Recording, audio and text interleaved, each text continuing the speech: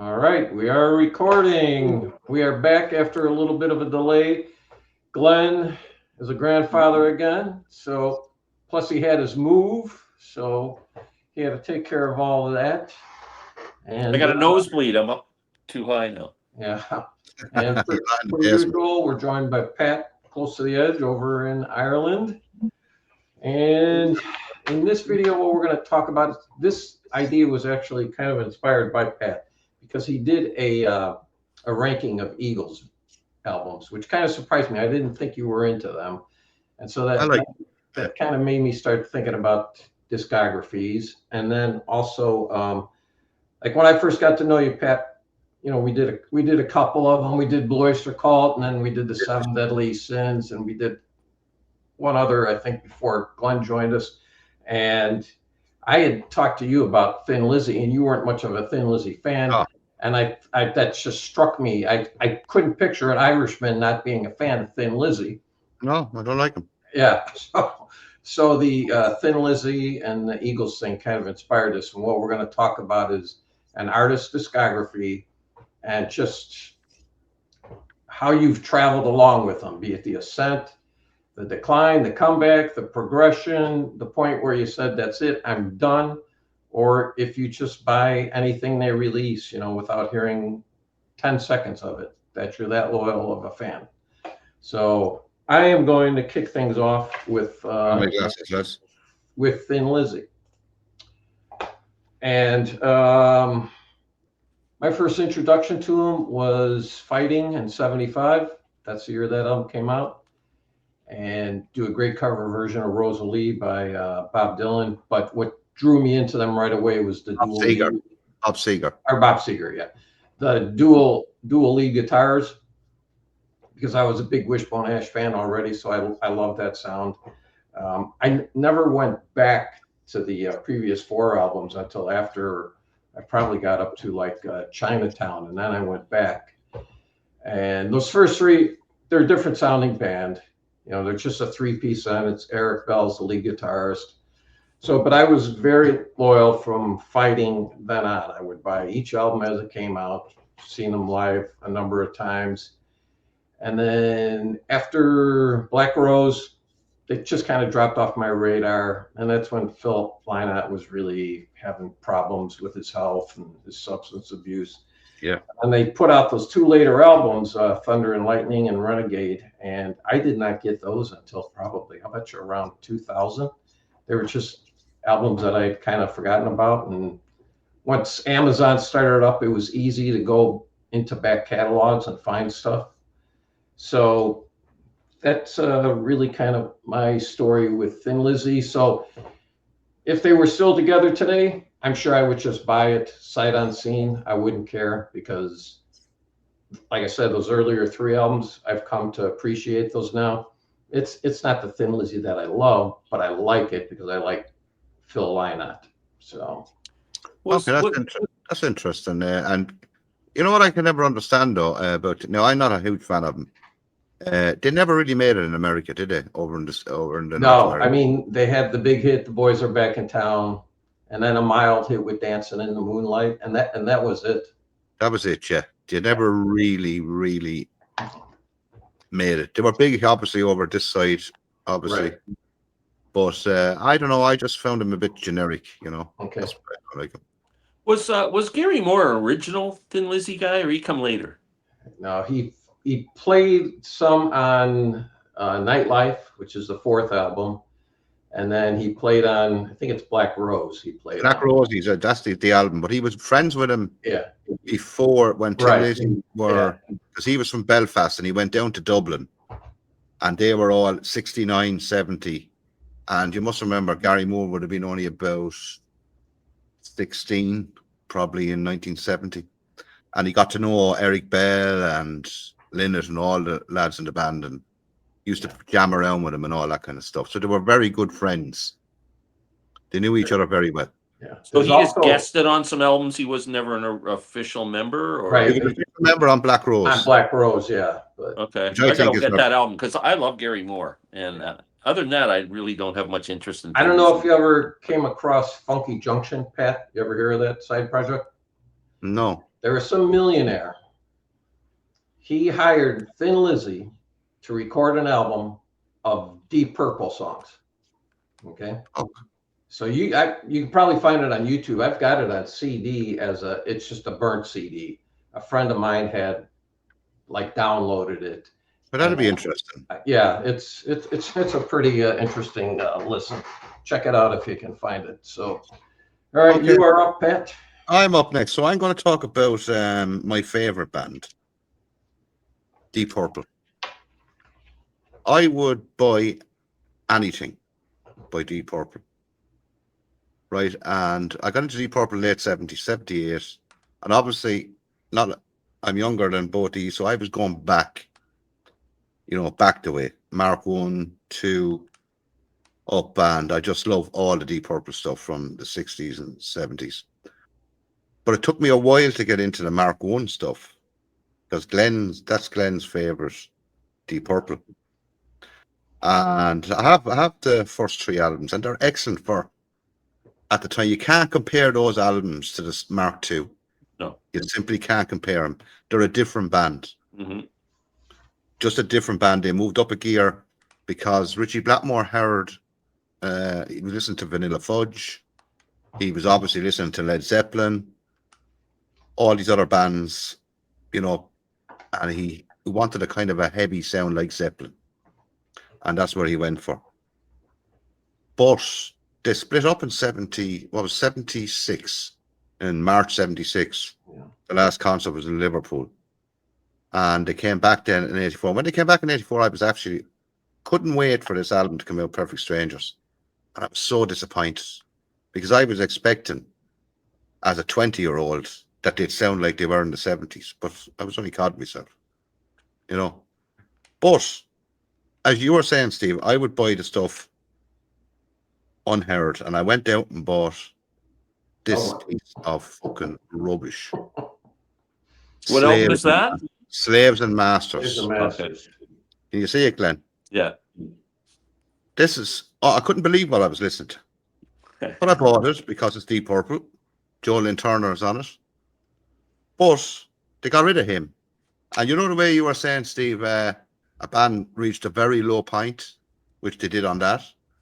But they redeemed themselves when Gillan came back and Blackmore's last studio album. The Battle Rages On. I think this is an excellent album. And they redeemed themselves. They came back with a swagger, and then they got Steve Morse in, and he gave them a lift, because I think Steve Morse is one of the greatest guitarists I have ever heard. He's so technical, probably too technical for Deep Purple in many respects, because he was more of a jazz fusion prog guitarist, more so than a rock guitarist. But anything they brought out, I just buy him. Even the Rubbish Bananas in 2003. I just buy him. I have so many live albums. You're a completist. I am for Deep Purple because they're my favorite band. Yeah. And I know Steve saw him. Was it last night you saw him, Steve? Yep, last night. Were they any good? They were. It was kind of a bittersweet concert for me because watching it, I had the sense that this is the last time I'm ever going to see them. I mean, Gillan is 81. What's the voice like? The songs, the more recent songs, he sounds fine on, because those songs are written to suit his voice of today. Obviously, yeah. But when he's singing Lazy and Smoke on the Water and Space Truckin', he sounds just horrible. I mean, but he's 81. He can't do anything about that. Not a thing he can do about it. But that's my first one anyway, lads. I'll buy anything. If Deep Purple written on it and there was there was nothing in it, I'd still buy it. So that's it. All right, Glenn. Okay, I'm going to go with Jethro Tull. So 1968, FM underground radio was big, playing deep cuts. The This Was album comes out, and they used to play Beggar's Farm off of that. That was a track that was played on the underground radio, and I freaking loved it. And I didn't buy the album, though. And a buddy of mine had it, so I was getting quite familiar with it. Great blues album, really. And Then the next two albums I didn't pay any fucking attention to whatsoever. And Aqualung comes out, and that just blew my frickin' mind. And then Thick as a Brick. And then I went back and bought Benefit, Stand Up, and went back and bought those. They were my core 5 Jethro Tull albums. I ignored anything they released after that for no reason whatsoever. and then I didn't buy another Jethro Tull album until Crest of a Knave. Oh wow, you waited a long time. A long time. You waited Years, 15 decades. Yeah, and a big difference between that and what But I love this album. It's Yeah. it's a top probably 5, 6, 7 album for me for Tull. Well, wouldn't be for me. Yeah, and then I ignored them again for all these years. So I had the 5 albums and this, which I always played. And then I think it wasn't until they released the first book thing, which was Thick as a Brick, I think, right? No, the first Yeah. book. Yeah, the first book. I think you're right. Yeah. I think. Oh, was I it Thick as a think Brick first? Yeah, pretty sure. It was That's Aqualung. that's when I first, kind of went, Box. oh man, I got to start listening. And then I started going back and trying to buy up all the stuff I listened to, the stuff I missed, and even to today now, I'm trying to be a completist with Tull, but there are still some albums I don't own. But and I will buy anything that Tull. Like I know Pat, you don't like the new albums, but I buy them and I enjoy them. So yeah, even though they're one of my favorite bands, Glenn, they're actually one of my favorite bands. I don't like the new stuff. Yeah, no, I enjoy the new stuff, so I'm good. But so Tull is that's my first one. But you were never happy with the sound on Aqualung, the original one. I just think the dynamics of it are off. I think it's the quiet parts are way too quiet, and you're punching, you're playing it really loud, and all of a sudden you go, "What the hell? I can't even hear the vocal in that." You know, Stephen Wilson fixed that, didn't he? He sure did. Yeah. All right, I will go. You know what? We figured we may duplicate some just because many bands are some of our favorites. Yeah, of course. So I am also going to do Deep Purple since I saw them last night. And my first coming across Deep Purple was In Rock. And so that was, to me, I didn't realize that was a new version of the band, you know. And it wasn't until after Machine Head that in the US, they released a double album called Purple Passages. And it was all just songs from the first 3 albums. So now I'm hearing, them with Rod Evans. I mean, I knew Hush, that song, because that had been a pretty decent hit here. I don't know if it was in Canada, was it, Glenn? Which song? Hush. Yo, big hit, yeah. Yeah, okay. Yeah, Joe Stout wrote that, yeah. Yeah. So, love that album. And then Machine Head came out, and they blew worldwide then. And then, of course, followed it up with Made in Japan. So at that point, they became a band that it didn't matter. Whatever they released, I bought. And I got lucky enough to see him. I couldn't get tickets for the Burn tour, but I did see him on Stormbringer tour. And that was basically Burn Stormbringer anyway, because they were playing. Those albums came out like 7 months apart. So yeah, 74, yeah.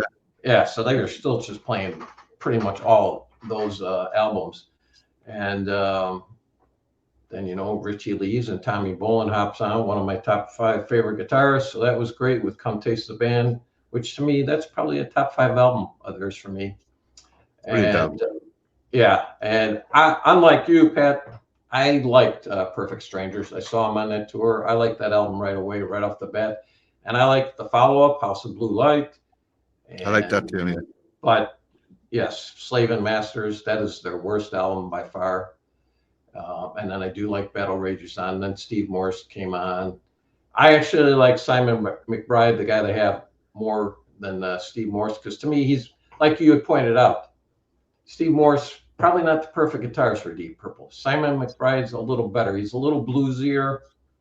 And so I'll still buy it. Better fit, but I think Morse is just an incredible guitarist. Oh, yeah. There's no denying his talent. Just as a personal preference, he's not my kind of guitarist. It's too much noodling. So I like I like that, though. I like noodling. So, yeah. And so, I mean, Splat came out. I bought that right away. Just I didn't need to hear anything. And But Same here, yeah, same here. yeah, so I mean, if that's their last album, they went out on a pretty good note, I think. So I think it will be their last album. I think they went out on a good note. yeah. So that is my second band. Back to you, Pat. Right, my second band is King Crimson, Okay. and I have everything by King Crimson. Got into them, I'd say, early 80s. Went obviously back to In the Court of the Crimson King. Got everything that they had out up until then. And I remember it was 1981. I was only after getting into King Crimson now, 80. And I heard, where I heard it, I couldn't tell you, Discipline. And I didn't like it. Oh. Right, I did not like it because you must remember, I'm only after getting into him and I'm stuck in the 70s, late 60s, 70s. I said, that fucking sounds like Talking Heads.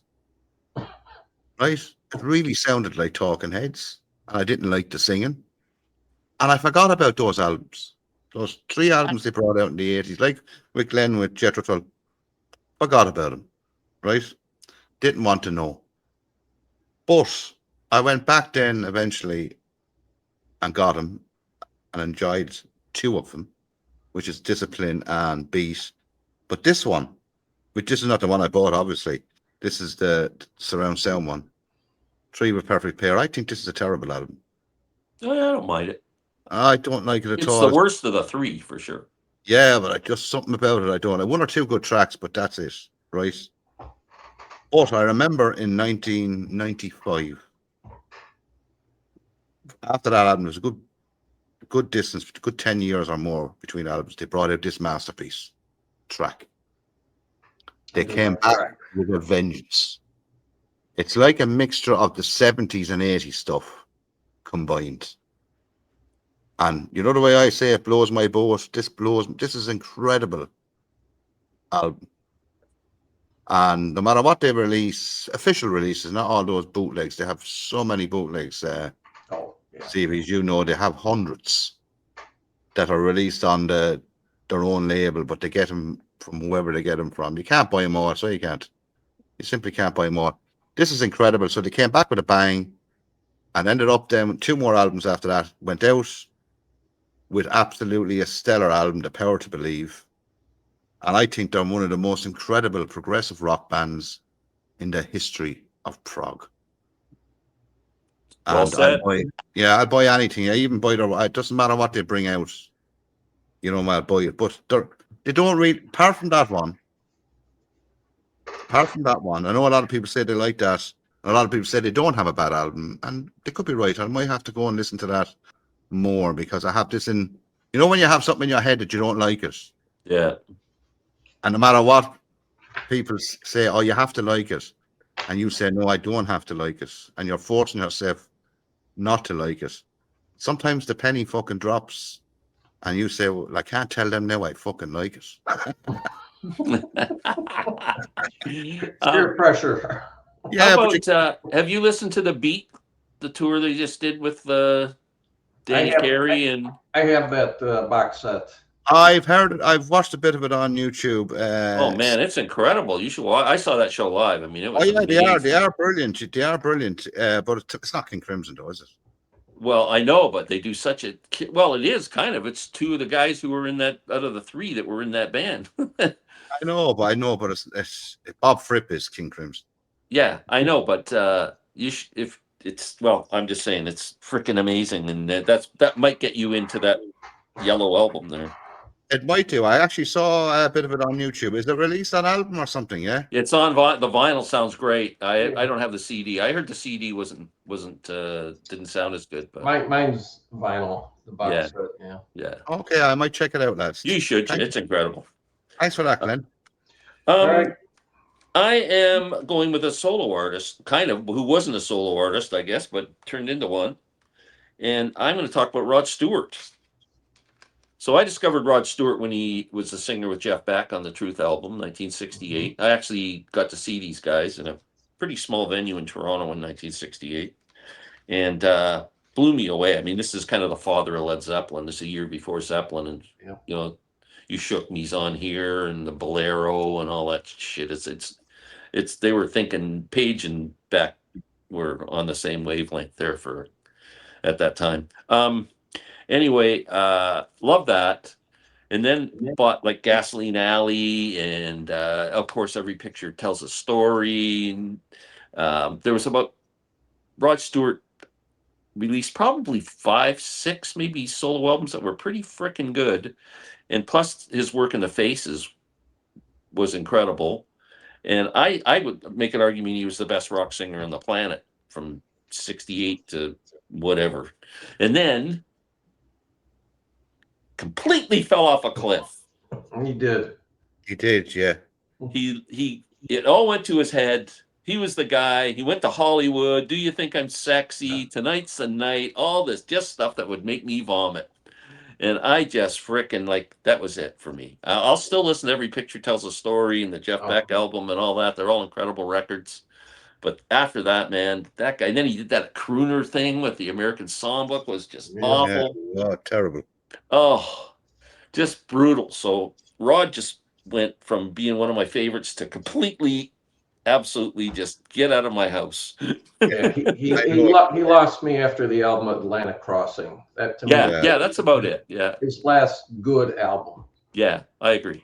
So yeah. Never really into him, Glenn, to be honest with you. Not my cup of tea. What about the Jeff Beck Truth album? I don't really like that album, actually, believe it or not. No. How can you not like it? I just don't like it. I think it's a bit weak in many respects. I think Led Zeppelin took it and made it into a bigger. Yeah, it was an influence Led Zeppelin, but Page took it and just blew it up. Yeah. Wow. Led Zeppelin is that album on steroids. Yes. Yeah. Yeah, on steroids. But what did they say about Led Zeppelin? I was reading somewhere during the week. Some fella said the biggest cover band of all time. Yeah. Well, aren't they all? They're all like that. They all copied each other. Yeah. Yeah. What is it? An amazing band, Led Zeppelin. Absolutely. Yeah. I mean, what is it? Keith Richards said. He says, "Let's face it, we're all ripping off Chuck Berry." So, all right. Well, my next one is a band I stumbled across in 2003. I read about them in Classic Rock magazine. I'd heard the name over the years, but their stuff was hard to find in the U.S. And once again, it was kind of like the internet age, and Amazon finally made their stuff much easier to buy. And that is Marillion. Scottish band, yeah. I'm a completist with all these bands, but I am done with Marillion. I used to buy all their stuff. As soon as it was released, I bought it. Their last 6 albums I've been disappointed in, and I've just kept buying and buying and buying, but I've put my foot down and told myself, okay, apparently they've made a shift in sound, style, whatever it is that you don't like. It's like Rod Stewart, fell off a cliff, whatever. But for me, Marillion, they've changed. They're not that band. But Glenn, I don't think you're really that familiar with them, are you? Not too much, no. You should get, and the beauty of them is they do these just like Jethro Tull, okay? Their albums. And these are the 4 that I think you would like, because this is with their original singer, Fish. And all of this stuff sounds like Genesis. Early Genesis, Gabriel era Genesis. Send me an email with the title of those albums. All right. That's what puts me off them, Glenn, because I bought Script for a Jester's Tear when it came out. Yeah. I bought it on CD when I came out. Still have the CD. Okay. And that's where I finished with them. Oh, yeah, you didn't like it, no? No, because there's only one Genesis. Yeah. And I don't want a second-rate Genesis. And they do really sound early stuff like Genesis. Now, some people do think they're a little bit variation, but your man, even Fish, to me, he even sounds like Peter Gabriel. Oh, yeah, there's no denying he sounds. You know what I mean, Glenn? So I'm not sure, Glenn, you would appreciate the fact that they're a kind of a copy of. Yeah, Genesis. I haven't paid any attention to that band ever, so I would listen. I'll listen to a couple of things. Listen to him, but I'm not sure now if you love the original Genesis, and you'll say, well, I'm going to listen to Genesis, aren't I? Yeah. But some people love Marillion. Yeah. But you're late to the party with Genesis too, so they're not they're not. Yeah, you might like 50, him, Glenn. they're You not might 50 years into your DNA, Jonathan. Yeah, yeah. So You may like him. I will. Yeah. I will. If you flip me the titles, I will listen to them. yeah, but it was only these 4 albums with Fish. The guy that got after that is a guy named Steve Hogarth, he did the album with them called Marbles, which I liked a lot. And then I went back into their catalog, bought all of that stuff. Even my wife and I went to Amsterdam on vacation because it was my chance, because they very rarely came to the US back then. So in 2005, we went over there to see them because they were playing at the Boss Pop Festival. But it was a great lineup. It was Uriah Heep, it was Porcupine Tree, Joe Cocker, Peter Frampton. So it's just a fantastic show. And I wanted to see him live. And actually, tell you the truth, I didn't like Hogarth's stage presence. And I think that was maybe kind of the beginning of being turned off by them too. Probably the seed, actually, that put you off. Yeah. Yeah. So now I'm done with Marillion. I won't be buying anything they release here on out. Right. Am I next, Yep. Steve? Back to you, Pat, with number 4. As you all know, I am a fanatic on number 3, isn't it? And I have No, I've done 3. Oh yeah. This is number 3. We're on number 3. Yeah, number 3. right. You know, I'm a fanatic on Deep Purple, right? Anything to do with Deep Purple, fanatic. So when I heard Whitesnake, the album Trouble, the first, I know you had an EP called Snakebite, and you had a solo album called North Winds, right? But when I heard Trouble, I really liked it, right? Title track Trouble, and it had that John Lord was on the album, so that even brought me more into it. And liked the album. Then the next album, Love Hunter, loved that even more. But the one in 1980, Ready and Willing, which I think is their best album, you had Ian Pace, John Lord, David Coverdale. So it was nearly half a Deep Purple, or over half. Or David cover version, as they call them. Oh, cover version, whatever. So that was right. And they brought out a few more albums. But for me, like you were talking about Rod Stewart, Glenn, and Marie, when they brought out this album, Slide It In, right? This is the UK version, right? Mel Galley, I think, is the guitarist on it. Yeah. Because they did another version for America, and the record company wanted to put John Sykes on guitar on it and something else and whatever. Sounded terrible. But this is the original UK present. Brilliant album. Cozy Powell is on drums. Loved this album.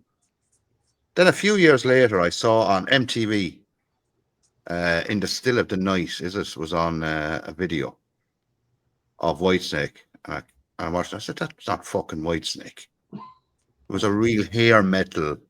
Oh, yeah. Like, the puffed out hair, yep. Yeah, all that. Wasn't like those bands that I don't like, Motley Crue and all that kind of stuff. And just hated them. And to me, that's the last album I bought from. They fell off a cliff as far as I'm concerned. Even though that album they brought out after that was a huge hit in America. Not so much in Europe. Yeah. We preferred the Whitesnake up to then. But he wanted to hit it big in America, which he hadn't done prior to that. And when this came in with John Sykes on guitar and they all having this hair metal, you'd hate it, Glenn. You'd fucking hate it. I do hate that stuff. You know, you'd absolutely hate it. And it just put me off completely. And I didn't buy an album after that one. I know he brought out a load of albums. And that's it, basically, with Whitesnake. All right. Well, I'm going to talk about Pat's favorite band, the Rolling Stones. Oh, Jesus. So, I mean, 1964, British Invasion, Beatles, Stones. That was it. And then you had to like one or the other, because the Stones were selling themselves as the anti-Beatles, and the Beatles were like, all cuddly, and Stones were like, would you let your daughter date a Rolling Stone? That whole freaking ad thing. No, yeah, they were ready. But I loved them both. And first Stones song I ever heard was Not Fade Away. That was a minor hit on the radio up here. And I fell for the Stones right away, bought all their albums, but I never missed the Stones album. up until Tattoo You. And then after that, I don't think these fuckers ever made a good album. They had songs where they had a all right song on it. They had a I couple will of say, songs. yeah, that is their best last album. Yes. The rest of them were they didn't have any staying power for me. And you know how I feel about Hackney Diamonds I know you hate Hackney and Diamonds. the new one. Like, I've never heard Hackney Diamonds. I Yeah. don't know if I hate it. I'm not interested. Because I That'll know be I'll buy it and it's just not going to do it for me. So why waste my money? What year is that, Glenn? That album? 81. This album's 1980, I think. 81. 81. You like them up. You like them up to then, and then they fell off a cliff. Emotional Rescue was 1980, I think. Yeah, and even when I would watch live concerts for them, stuff that I saw the Stones a lot in the 70s, and they put on some of the greatest concerts I've ever seen. But when I watch shows like they do these big stadium shows from Philadelphia and all that, and I'm just going, it just didn't. It wasn't the same to me afterward. They just lost their magic for me. That's their mojo. So you think they fell off a cliff then after that? I personally just think they couldn't compete with their classic period, and just couldn't put like a lot of bands. Yeah, they couldn't put out like another great album, unfortunately. So for you, they had a good 15-year run. Yeah, absolutely. Yeah, I'd say 15 minutes with one song. Satisfaction is the only song I like by him. I was going to say, do you have a song you like? So Satisfaction. I like that song. Okay. Yeah, I had the single years ago of it, but I do like that song. I think it's iconic. I love the riff on it. I think it's one of the best riffs in rock music. I really do. And I was always wondering, why the fuck didn't they bring out more like that with that kind of riffy stuff, you know? But for me, they were too blues based, you see, because I'm not a huge blues fan. I like the British John Mayall blues and Eric Clapton and Cream, that kind of blues, but I don't really like that blues that they were actually copying. It's like that 50s blues to me, it's just doesn't resonate with me at all. Yeah. Never have. Brilliant. Right. Brilliant. Tony Ware, all those great black American Muddy Waters and all those Howlin' Wolf, they're all brilliant. But I think the British heard all that blues, right? But they made it their own. They changed it. They added jazz elements. They added European music to it and changed it. They didn't directly copy it. They changed it because most bands in Europe have a lot of them are influenced by classical music, more so than just, rock and roll. And they mixed all that together. And that's why the British invasion, as you call it, Glenn, from the Beatles and the Rolling Stones, like, they were huge, weren't they? Look how big all those bands were. Led Zeppelin, Cream, Kinks, Who. They were all just huge because they put their own twist on it. Yeah. All righty. Well, I'm going to throw out, I'm treading on some, Glenn, you just did tread on some holy water. I am too. This is the first solo artist that any of us have presented. I'm going with Sir Paul. Oh, good one. Okay. He has 27 albums. I own 23 of them. I own 0. I'm not surprised. No, and I took a look at them, and there are 11 that I never play. In the 1970s, that guy was a walking, talking jukebox. He could roll out of bed and write a hit. Yeah. He just couldn't do any wrong as far as commercial success was concerned. But, and I bought all of those as they came out. I didn't even need to hear anything. And then he put out McCartney 2, the one in, 1980? Yeah. Horrible album. I cannot stand that album. But even though I didn't like it, I think Back to the Egg was next, and I bought that, and I bought all the other crappy ones, Press to Play, and you name it. Driving Rain. To me, just a lot of bad albums. I've apparently been able to stop the bleeding because I have not bought his last 2 albums that he's released. To me, even in the studio, snippets that I've heard, to me, his voice is just tired and weak. And the songs, the melodies, I don't hear anything that's grabbing me. So I'm kind of done with Paul too. But the same vein for me with the Stones and McCartney is that, like, even on the new album, there's a couple songs that I really like, but the rest of them are just not very good. I mean, the difference being Mick Jagger never had a great voice. He had a good voice for the Rolling Stones. Jagger doesn't sound bad vocally now, but Paul McCartney does. Yeah, but Paul, I think in a lot of it, Paul is not using auto-tune, and Jagger's using it big time. Yeah, that's probably the difference. No, I was never into Paul McCartney. I never bought an album by him. I have no interest in him. I never bought an album by George Harrison or Ringo Starr or John Lennon. I just want interest. Yeah. But if you were to ask me which of the out of the four, who did I think brought out the more interesting albums, I'd say John Lennon before he died. I thought he was just a little bit more quirky. Yeah. He was trying to. All Things Must Pass is the best solo Beatles album. Yes. And then I would say Plastic Ono Band by Lennon after that. Yeah. Okay. I'd probably go Ram, but yeah, not my thing. Not my thing. No point in pretending this is not. Yeah. All right, Pat. Number 4. 4 again. Continuing on the Deep Purple theme, you see. Rainbow. We're going to talk about I thought we were going to Rainbow. Rainbow. Again, first album I would have heard by them would have been the 1979 album Down to Earth. It was all over the place. I Surrender, All Night Long. Loved that album. Bought it when it came out. Went back the way.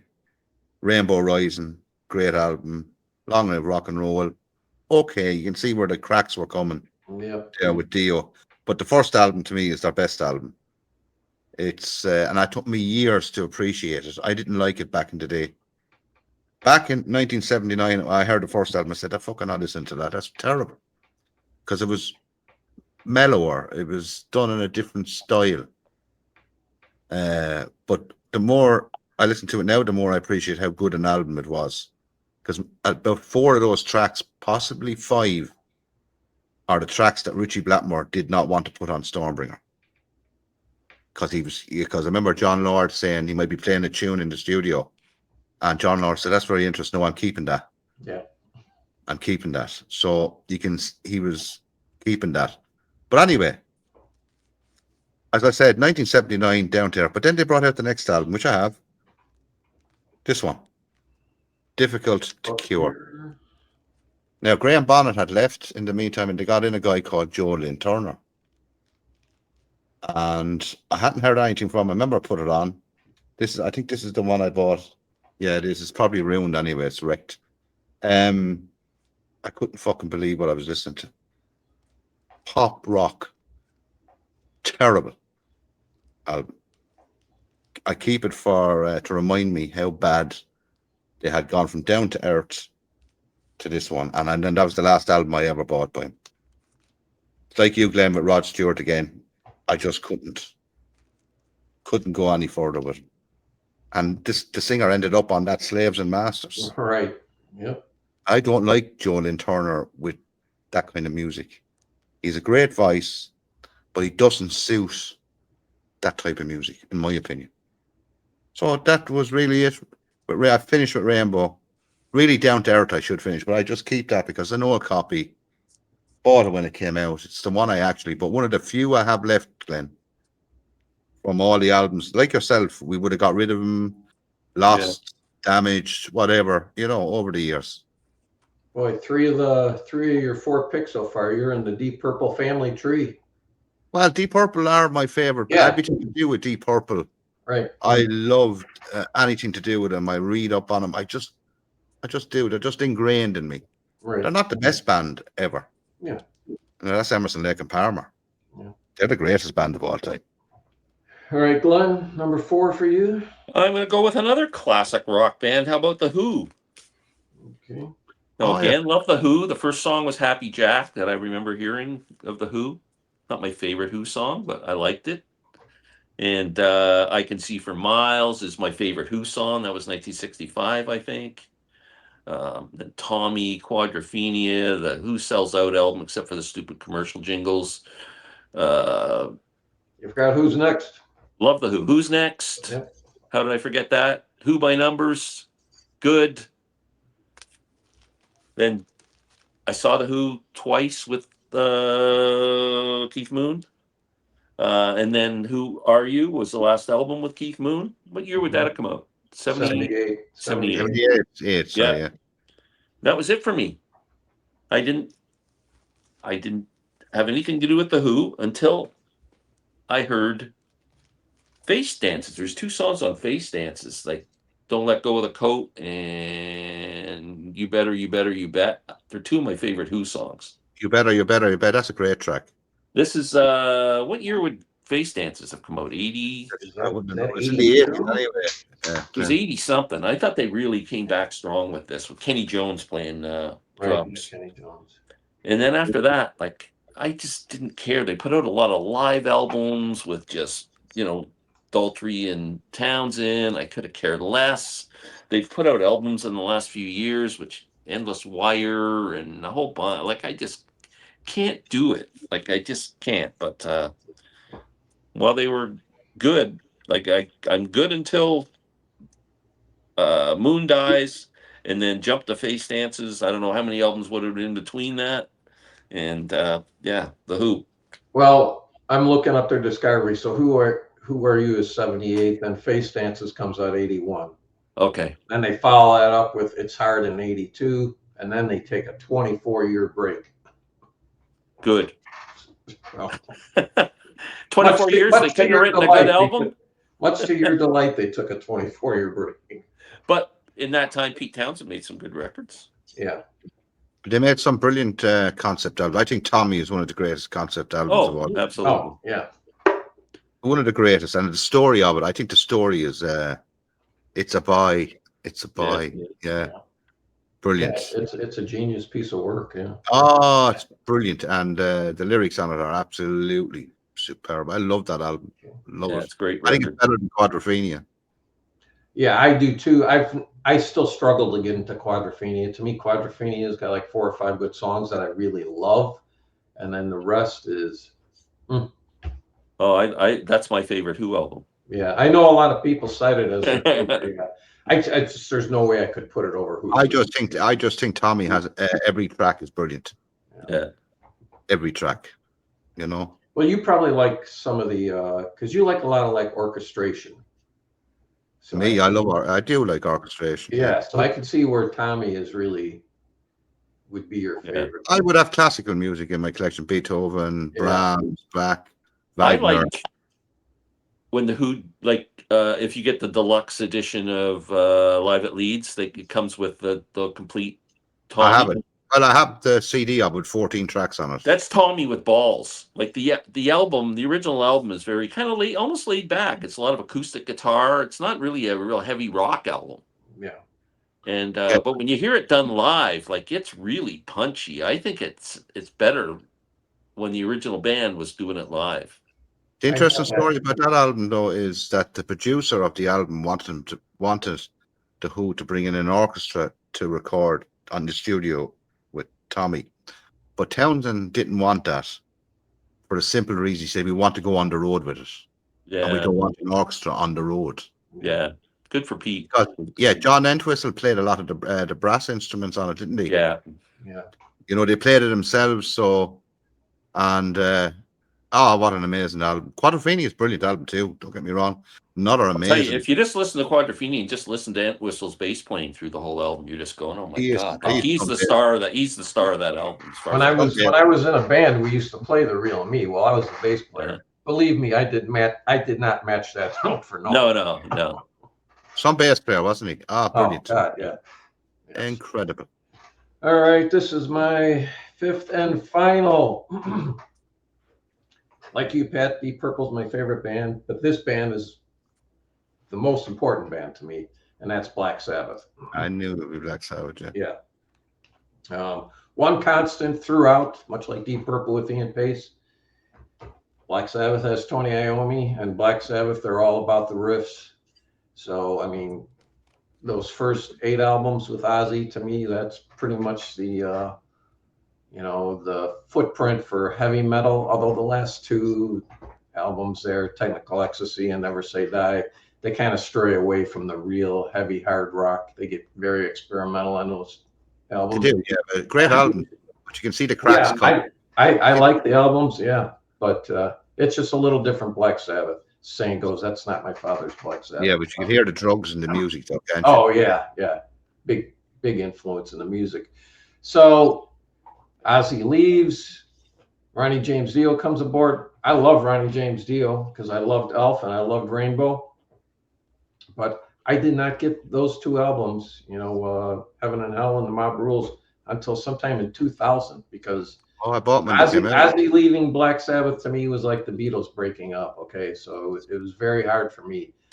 Yet in 1982, when Born Again comes out, my favorite lead singer is now in Black Sabbath. Now we've got Ian Gillan.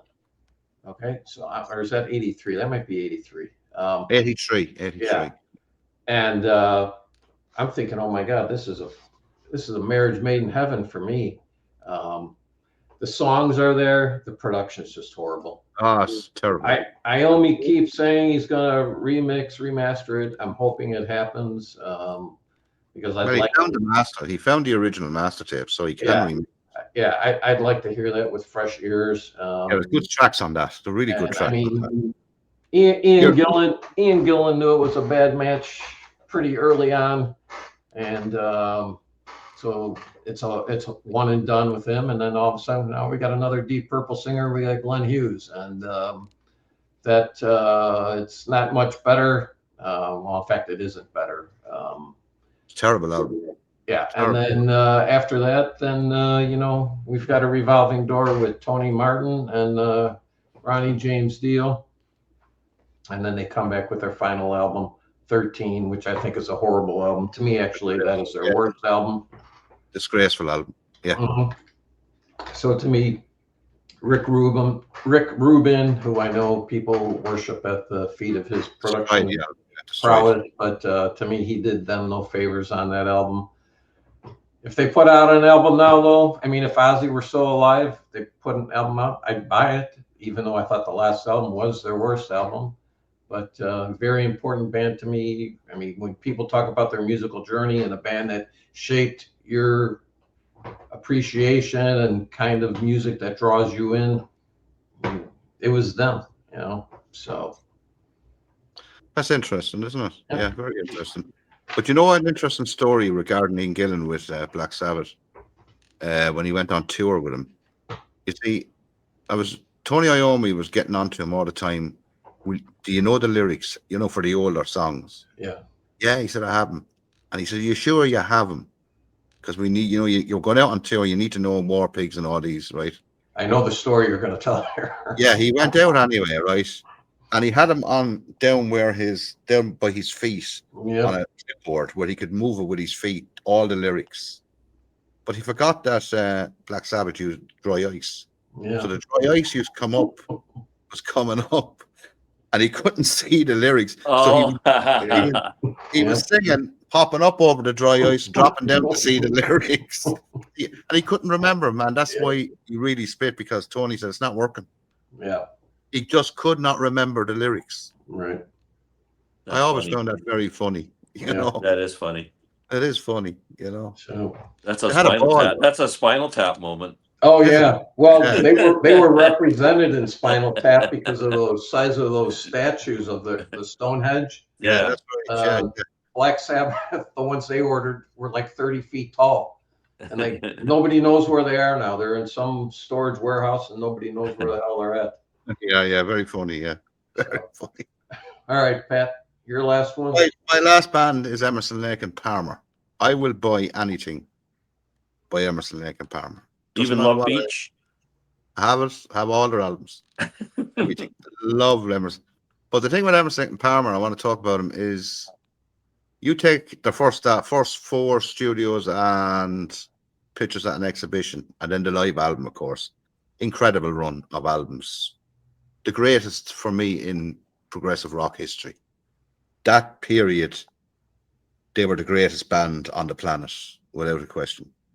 But the trouble is, they took a hiatus from They were worn out from touring in 73 and 74 on the brain cell surgery tour, and they were worn out after. They toured everywhere. And they took a break.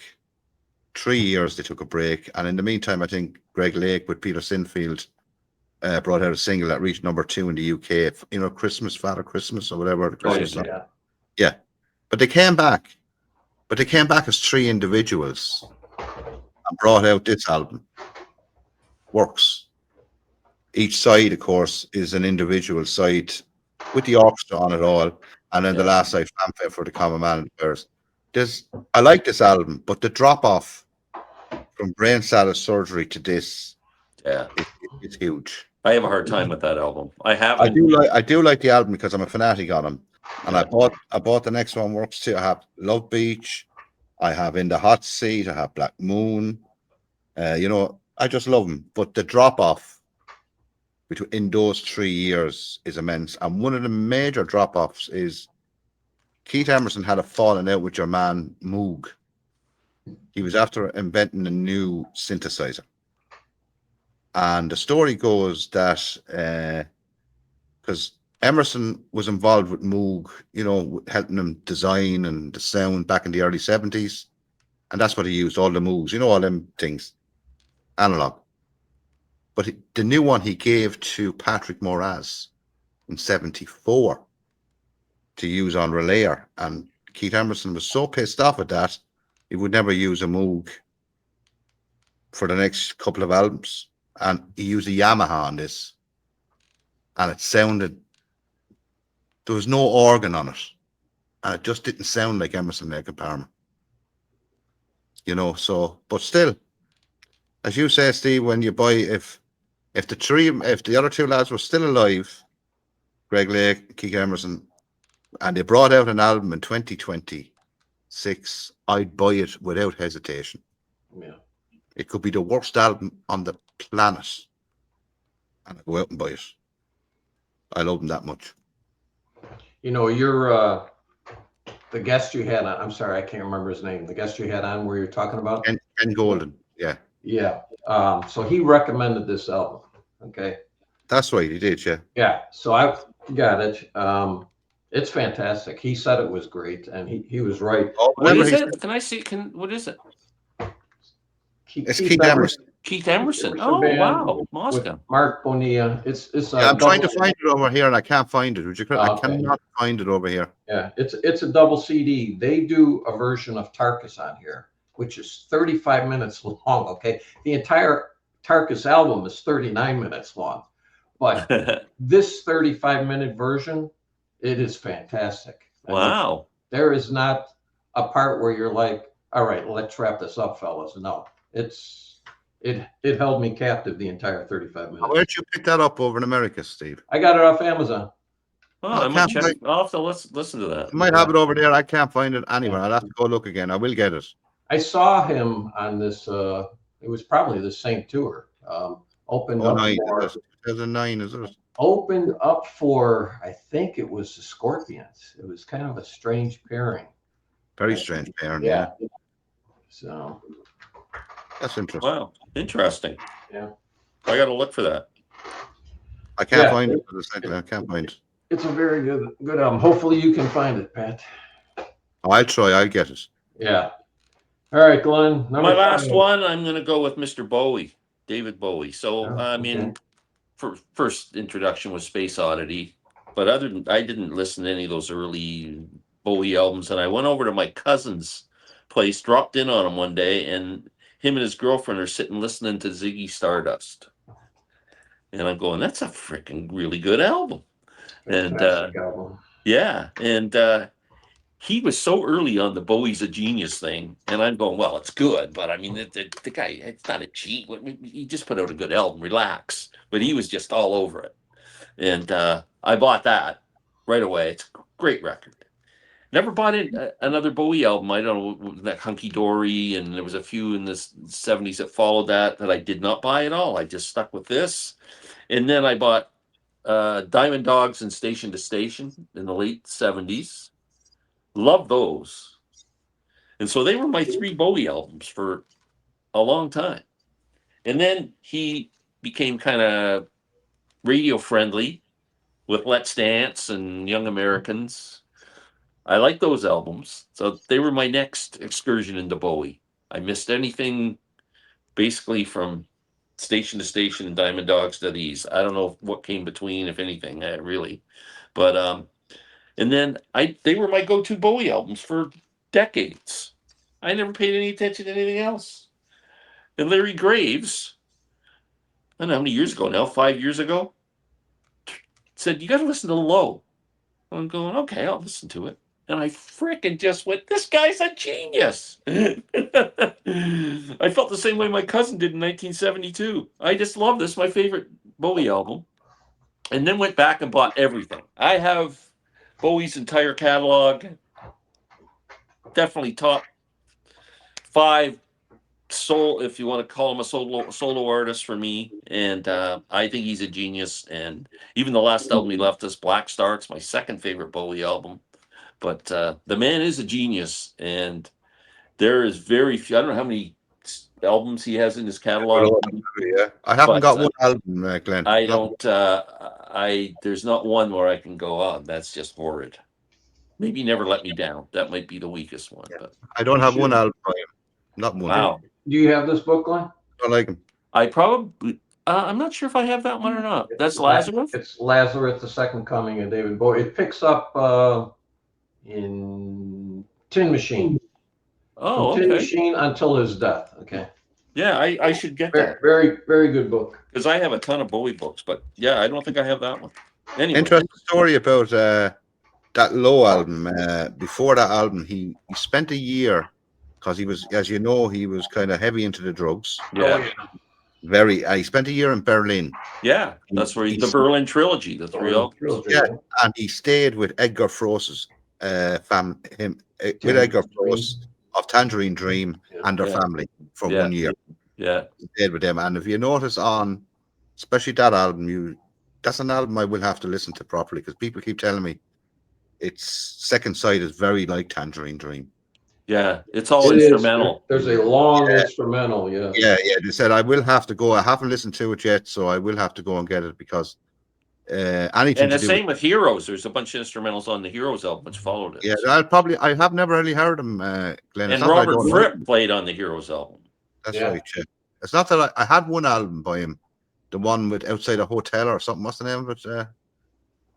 You just showed it a second ago. Oh, that's Ziggy Stardust. Ziggy Stardust. Yeah, and I never liked that album. That's the album I got rid of it. Wow. That's the one everybody. Yeah, I didn't like it, because you see, the reason why I don't like his voice. Oh, really? No, I don't like that voice, But his voice changes a lot. But I haven't heard any of those other albums you mentioned, Glenn, so I can't comment on them. I never heard them. Well, Diamond Dogs you'd probably like. It's pretty rock. It's pretty rockin' album. Very guitar. Well, it doesn't have to be rock. If it's it'd have to be progressive for me. You get me? Yeah. That's what's going on in it. Well, you should listen to Low, especially side 2. You probably have your mind blown. I will have a listen to it after this. I will check it out on YouTube. All right. Very good. Well, I figured I actually kind of surprised that we didn't have Genesis. I thought one of the 3. Well, I knew what my picks were. I'm saying I thought one of the 2 of you. I was going to pick Genesis, but the only reason I didn't do Genesis is because I think I've talked about my Genesis journey enough. So I wanted to find some stuff. Yeah, I was going to pick him, but yeah, I could have spoke about Black Sabbath. I was going to do Black Sabbath. I said I had a fair idea that Steve would do Black Sabbath. Yeah. Yes, and Genesis. I've talked about my difficult journeys with those bands. That's a load of band. I was going to do Blue Oyster Cult, actually, Steve. Yeah, that's a good one, because that is in. I checked out after. What's the album I checked out? The one after Cultosaurus Erectus. What's the name of that album? Revolution by Night. Oh, Revolution by Night. Yeah. I checked out then, but I went back then and got Imaginus. You remember Imaginus? I like Imaginus. The one in between, Club Ninja, that's a bad album. That's the one where I checked out on. But Imaginus, the only problem with Imaginus is it sounds terrible. Yeah, production. it's very tinny. It is. It needs a remaster. Yeah, it is. It is too much of the high end in the mix. Yeah, I have it on CD now. The LP is even worse, Glenn. I have it. I have both. Yeah. And there's over 50 minutes crammed onto one LP. Right. Glenn. Wow. So that's too much on an LP. Yeah. On a vinyl album, not on a CD. Yeah. Right. Yeah. But it still sounds terrible on the CD. I don't know. Yeah. Actually, that was one because I had kind of checked out on them too. I didn't even realize that they were still recording, and I walked into a record store. Neither did I. No, neither did I. I came across some Imaginals. I'm like, holy shit, Blue Oyster Cult's got a. But what's that album they have? Heavens. What's the name of the album they have out in the 90s? Or Heaven something. Oh, Heaven Forbid. Heaven Forbid. I didn't even know they brought out that, and I went to listen to it, and I said, "No, that's not Blue Oyster." Yeah, it's a different Blue Oyster. They were trying to be of the time. They were trying to sound. Yeah, that's not Blue Oyster. Sometimes a band. I think once a band loses it, lads, it's very hard to get it back. Yeah, because then they also did Curse of the Hidden Mirror, which is kind of similar to Heaven Forbid too. I didn't like that one either. No, I didn't. I know Glenn is not. Well, that wraps up that one. Who's up next then? Who's hosting next? I lost track. Glenn hosts next. Right. Oh, can I ask a question before you stop recording? Yeah. The Book of Invasions, Glenn, did you listen to it? I did. And what did you think of it? I liked it, Pat. I'm looking for it.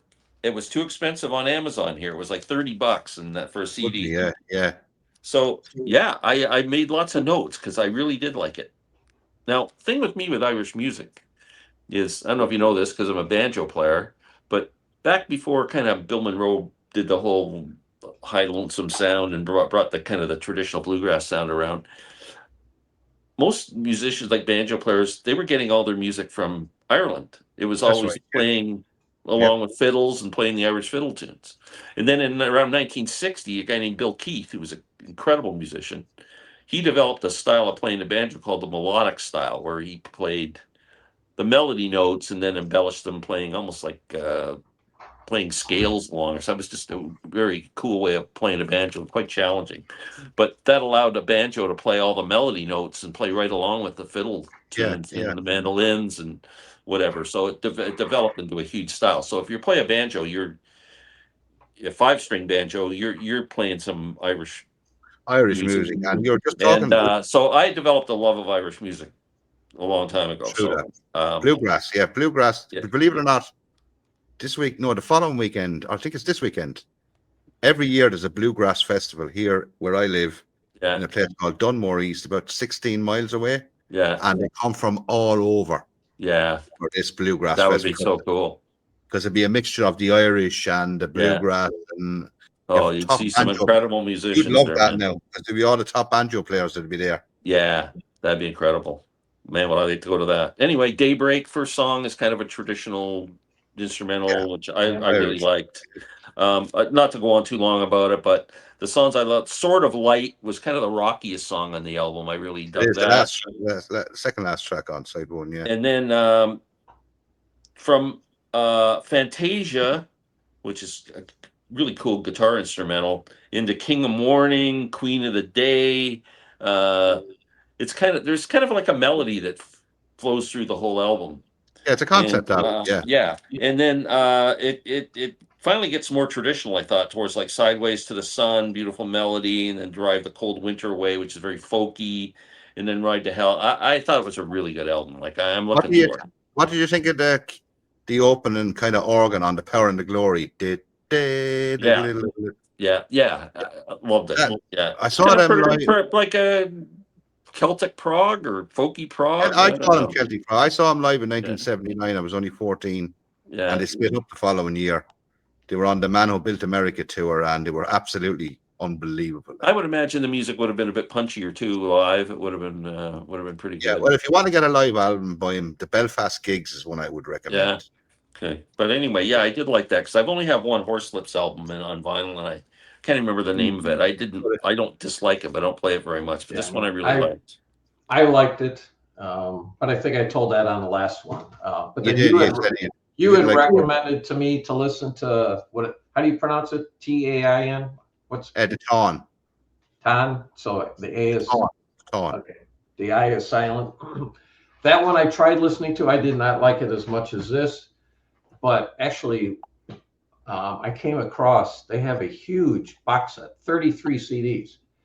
And I was like, okay. And this was before I listened to the Ton album. I was thinking, okay, well, if this is a band I end up liking, I'm going to see if I can find this thing. But then that album, it didn't grab me as much as this one Box did. set now, to be honest with you, I wouldn't recommend it. Yeah. I wouldn't. There's a lot of filler on that, and a lot of like they have about probably 4 great albums. Yeah. The rest of their albums are kind of Okay. by and I wouldn't even buy them. I think I have about 5 albums by them, but they're a great band. And Glenn, don't buy it on CD, buy it on vinyl if you can. Yeah, I'm looking for it. Yeah, what label is that on, Steve? The one you have? What label is it on? The label is. Is it the Irish label or the American one?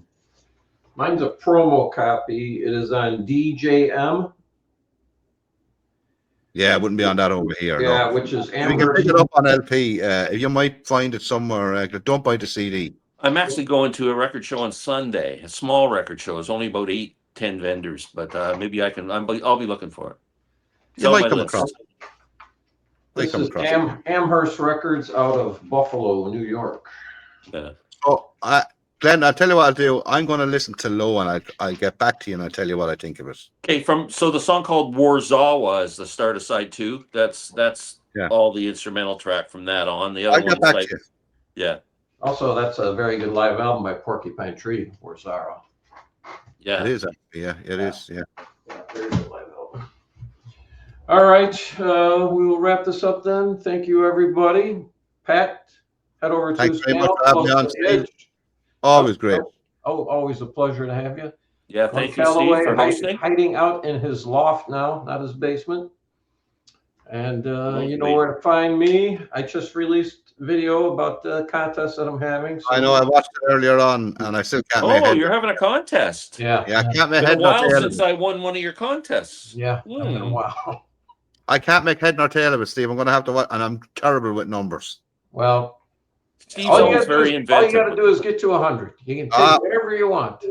Yeah, but what happens if you get to 112 or 150? Then you got to find a way to subtract 12.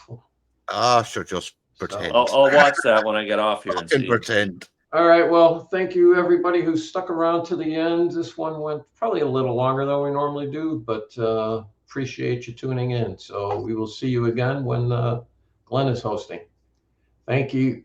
Take care, guys. Bye. Thanks very much. Bye-bye.